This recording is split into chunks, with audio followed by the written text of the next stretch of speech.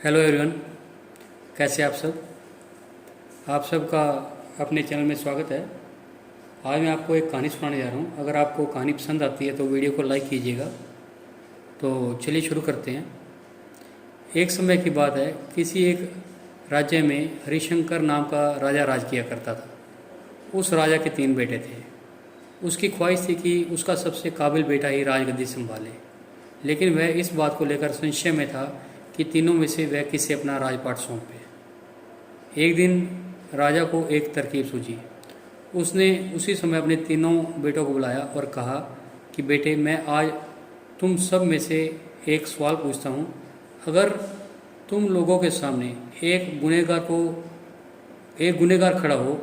तो खड़ा हो तो तुम उसके साथ क्या करोगे। इस पर राजा के पहले बेटे ने कहा, उस अपराधी को सजाए मौत दे देनी चाहिए। वहीं दूसरे बेटे ने कहा, गुनहगार को काल कोठरी में बांध देना चाहिए।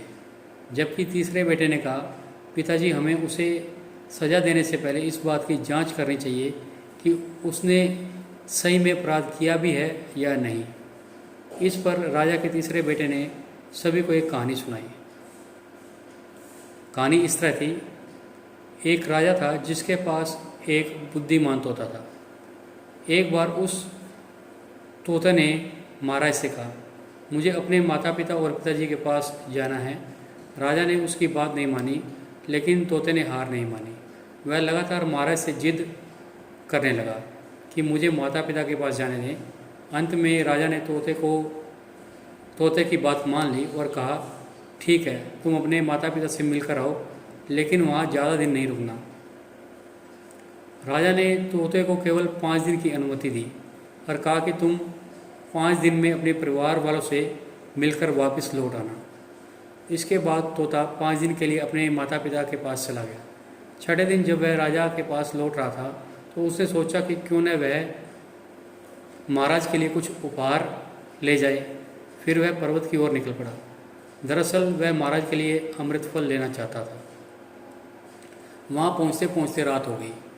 तोते ने पर्वत पर पहुंचकर फल तो ले लिया, लेकिन रात हो जाने के कारण वह आगे नहीं बढ़ सकता था और वहीं रुक गया।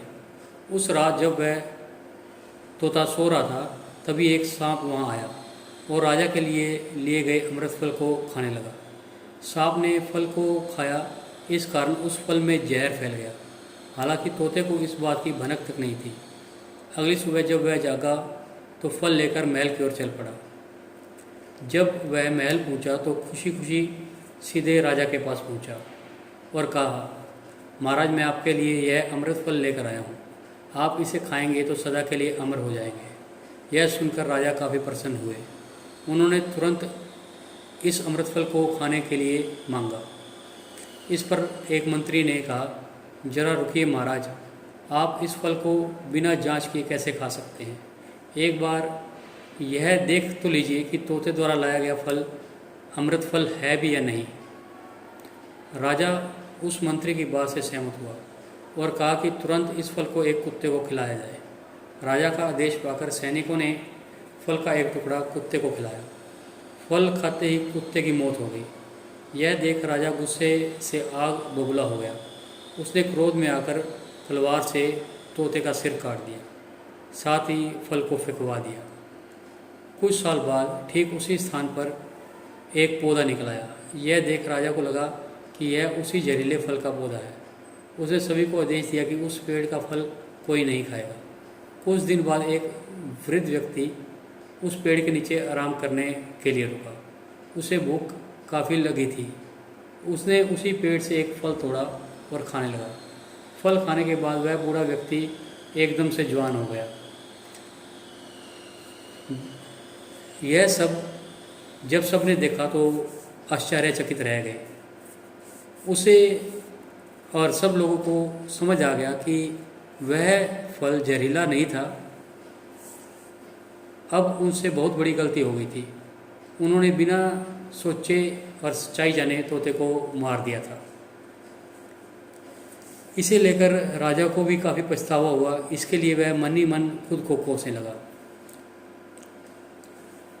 इधर तीसरे राजकुमार की कहानी खत्म होने के बाद राजा हरिशंकर ने उसे ही अपना उत्तराधिकारी नियुक्त कर दिया।